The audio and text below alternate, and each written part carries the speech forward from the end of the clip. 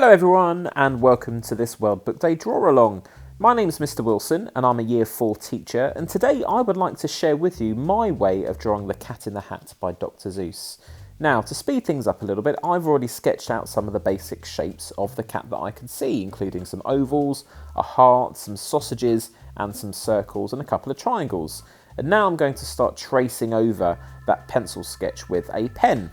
Now, you could use a handwriting pen or a biro or pen and ink, maybe if you're in secondary. It's entirely up to you.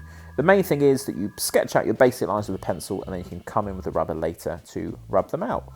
So now I'm going over the basic shapes that I've drawn with a pen.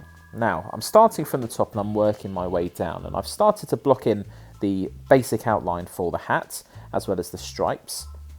And now what I'm going to do is I'm going to move on to the brim of the hat. Now the brim of the hat looks a bit like a sausage, and to make it three-dimensional I'm going to start with a sausage shape and I'm going to add in the lip of the brim of the hat as well.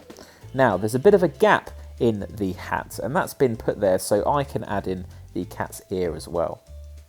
Notice how I'm taking my time with the drawing and I'm carefully going over all of the pencil sketch lines that I created earlier. Next up, I'm going to do the forehead of the cat, and then I'm going to come back in and I'm going to start adding in the eye details. Now, with any drawing of a living creature, as soon as you bring in the drawing of the eyes, it really brings the illustration to life. Next up, I'm going to start to draw in the sort of mouth shape, and we're going to start from the forehead that I brought down originally, and I'm going to bring it round, I'm going to join it to the mouth, and I'm going to add in that little smile crease there. Next up, we're going to move on to the bottom lip, which is going to attach itself to the chin and the neck of the cat. And then I'm going to start to bring the line down a little bit for the neck. Next up, we're going to start adding the hair to the back of the head, and that's going to join the neck down, and we're going to extend that neck down to the tie knot.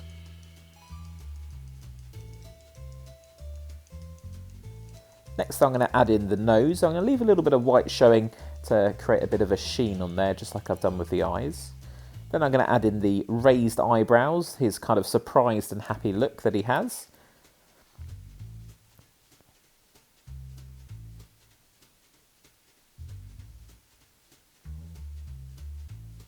And I'm going to start working on the tie knot. Now, the tie knot, originally I did quite a large circle, so I've made it a bit smaller.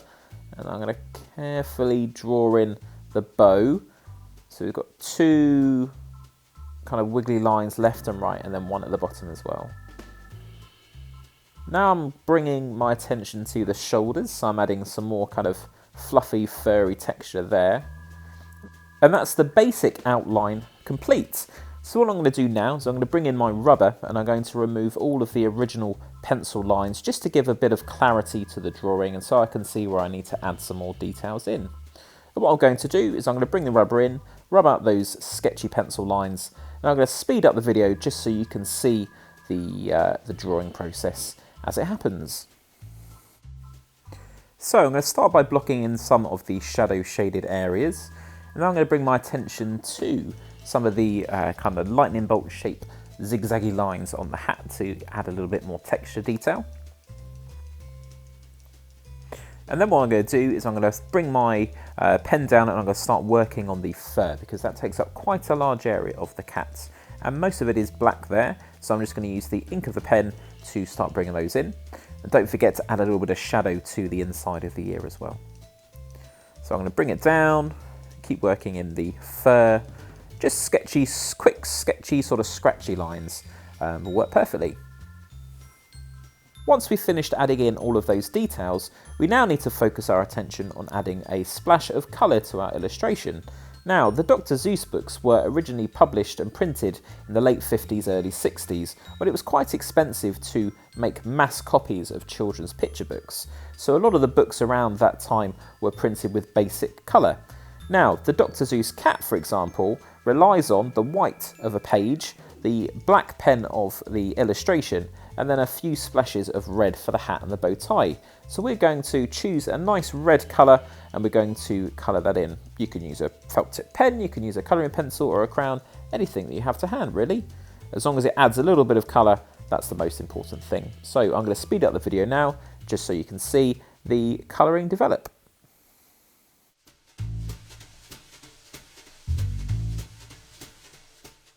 And the final thing we need to do is to sign our artwork to show that we are finished.